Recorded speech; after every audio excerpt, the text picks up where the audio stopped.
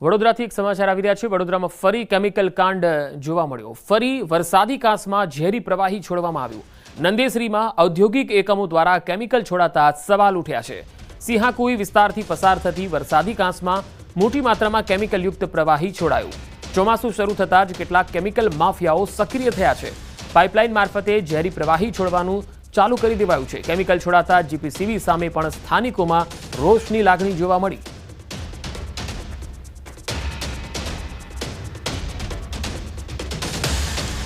રાજકોટના જામકંડોરણામાં 3 બાળકો તળાવમાં ડૂબી ગયા। 3 બાળકોના ડૂબવાથી મૃત્યુ થયા। બાળકોના કપડાં તળાવ પાસે જોવા મળ્યા।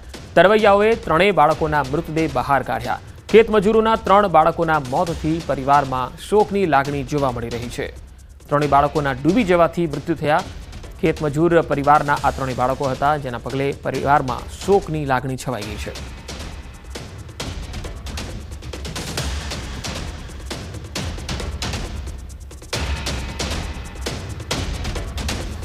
જામકંડોરણામાં આ 3 બાળકોના ડૂબી જવાથી મૃત્યુ થયા છે। 3 બાળકોને સ્થાનિક તરવૈયાઓની મદદથી તેમના મૃતદેહોને બહાર કાઢવામાં આવ્યા। આ બાળકોના કપડાં તળાવ પાસે જોવા મળ્યા હતા, એટલે તરવૈયાઓએ આ 3 બાળકના મૃતદેહને બહાર કાઢ્યા છે। ખેતમજૂર પરિવારના આ બાળકોના મૃત્યુ થવાથી પરિવાર શોકમાં ગરકાવ થઈ ગયો છે। જામકંડોરણાનો આ બનાવ છે। આ બનાવને પગલે સ્થાનિક અધિકારીઓ પણ સ્થળ પર પહોંચ્યા હતા। સમગ્ર મામલામાં તપાસ ચાલી રહી છે। વધુ માહિતી મેળવીએ સંવાદદાતા મુનાફ વકાલી જોડાયા છે। મુનાફ, 3 બાળકોના મૃતદેહ બહાર કાઢવામાં આવ્યા, કેવી રીતે આ બાળકો ડૂબી ગયા? બિલકુલ ચોક્કસ પંકજ, જામગંડોરણાના પાદરિયા ગામે તળાવમાં સવારના 3 બાળકો ડૂબ્યા હતા। બાળકો કપડા તળાવ પાસે જોવા મળ્યા હતા। ખેતમજૂર પરિવારના બાળકો હોવાની હાલ તો માહિતી સામે આવી છે। જામગંડોરણા મામલતદાર ટીમ ઘટના સ્થળે પહોંચી હતી। સરપંચ સ્થાનિક તરવૈયા દ્વારા શોધખોળ શરૂ કરાઈ છે। તરવૈયા દ્વારા 3 બાળકોના મૃતદેહ બહાર કાઢ્યા હતા। 3 બાળકોના મૃતદેહ જે જામકંડોરણા હોસ્પિટલમાં ખસેડવામાં આવ્યા હતા। ખેતમજૂરના 3 બાળકોના મોત થતા પરિવારમાં શોકનો માહોલ જોવા મળ્યો હતો। જી મુનાફ, આભાર માહિતી આપવા માટે।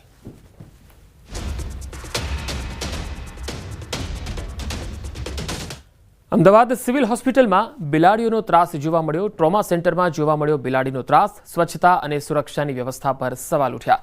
મેડિકલ સુપ્રિન્ટેન્ડન્ટે કહ્યું છે કે સિક્યુરિટી સામે કાર્યવાહી થશે, જવાબદારને નોટિસ પણ આપવામાં આવશે। સાથે તેમણે કહ્યું કે દર્દીના સગાવાલા જમવાનું ફેંકાતું હોવાથી જાનવર હોસ્પિટલના વિસ્તારમાં ઘૂસી આવે છે। દર્દીના સગાને અનુરોધ કરવામાં આવ્યો છે કે જમવાનું ફક્ત નક્કી કરેલા સ્થળે જ મૂકવામાં આવે।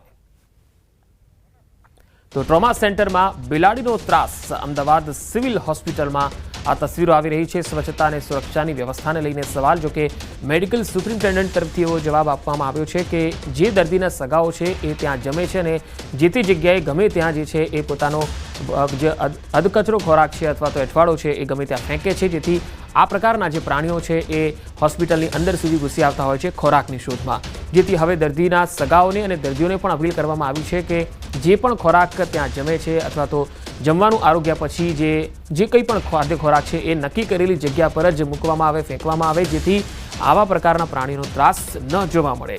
અમદાવાદ સિવિલ હોસ્પિટલમાં મોટી સંખ્યામાં દર્દીઓ આવતા હોય છે। એશિયાની સૌથી મોટી હોસ્પિટલ પણ છે અને આવી સ્થિતિમાં આવા પ્રકારના પ્રાણીઓ જ્યારે અંદર આવે એ યોગ્ય ન હોય, તેથી દર્દીઓએ અને દર્દીઓના સગાએ પણ આ બાબતે જાગૃતિ દાખવવી જોઈએ। બિલાડી ફરતી જોવા મળી છે। ડેફિનેટલી એની હું તપાસ કરી રહ્યો છું। રાત્રે કોણ ડ્યુટી પર હતા, સિક્યુરિટી ગાર્ડ્સ અને ચીફ સિક્યુરિટી ઓફિસરને પણ ખૂબ કડક ભાષામાં કહેવામાં આવ્યું છે કે એમને ધ્યાન રાખવું જોઈએ। એની સાથે સાથે હું આપના માધ્યમ થકી દરેક પેશન્ટના સગા, દર્દીના સગાને એક વિનંતી કરીશ, આપણે જ્યાં આપણું દર્દી દાખલ છે, જે વોર્ડમાં આપણે દાખલ છે, જ્યાં આપણી સારવાર થઈ રહી છે, ત્યાં આપણે પણ ચોખ્ખાઈ રાખીએ। તંત્ર તરફથી સાફ સફાઈ થતી હોય અને આપણે ત્યાં બેસીને જમીને પછી ઉઠી જઈએ, નીચે એઠવાડ પડ્યો રહે, આવી બધી વસ્તુઓ ન કરીએ। તો આ બુલેટિનમાં અત્યારે આટલું જ।